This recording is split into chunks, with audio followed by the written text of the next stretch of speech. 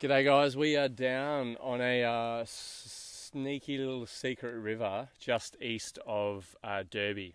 Cannot tell you which one. There's a lot of rivers around here and a lot of rivers full of crocs, and that's why I've got my two crew right behind the camera keeping an eye on my back, and I'll keep an eye on their back because there's water all around us. And hey, you know what? It makes for exciting cooking.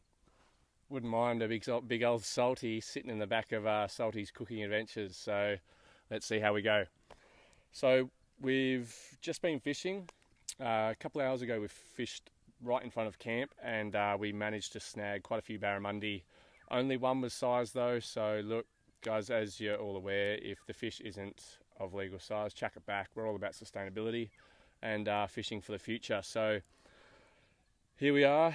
I'm going to run you through how we're going to cook the fish tonight, and obviously the final result. So I'm really excited, and it's been quite a while since I've caught a barra and been in the top end. So let's see how we go, and I look forward to hearing your comments and thoughts on the cooking.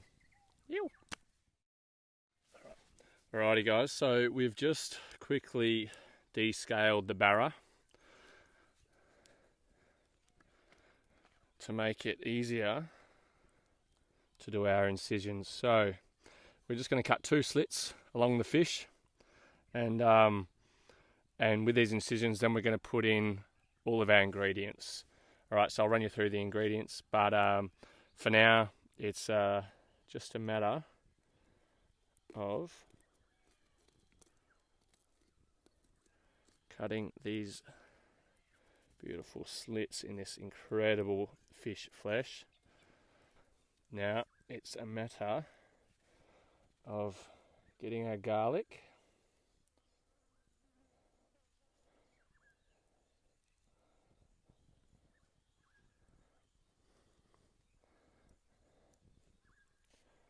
alright, garlic, bit of oil over the garlic to keep it in there.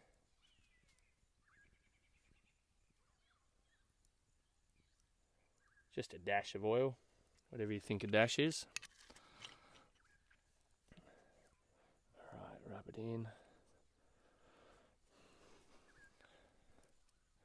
Alrighty guys, a few mixed herbs over this beautiful fish. Now look, everyone's got their own fishing recipe. Everyone likes to obviously voice theirs is the best. I'm in no means saying this is the best, but look, it definitely makes for a delicious feed for you and your mates. And at the end of the day, that's all that matters. Oh, just mixed my mixed herbs with the sand. Good old mixed herbs and sand. Alrighty. Bit of salt and pepper.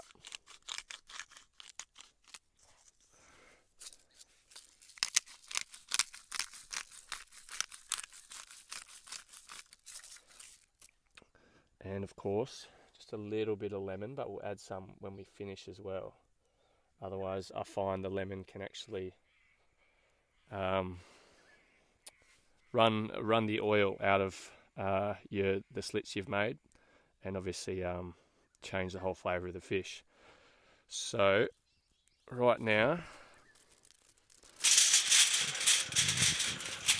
and put this fish like that, and then guys, it's a matter of repeating.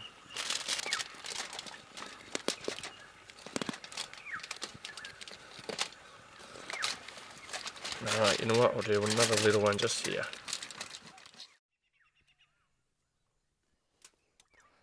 Alrighty,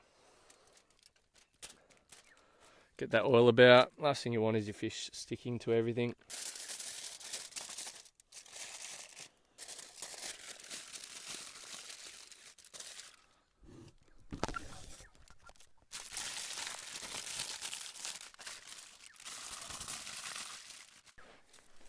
Alright guys, so the fish is ready. We've got it in the foil. Now it's just a matter of shuffling around the ashes and the coals, because you want some really nice coals for this guy. And you really don't want your fire too hot. Alright, you definitely want some heat there, but you have it too hot and you're going to run into some trouble.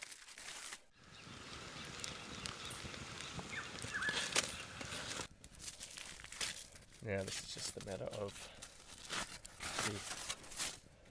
unwrapping the fish. She's hot in there.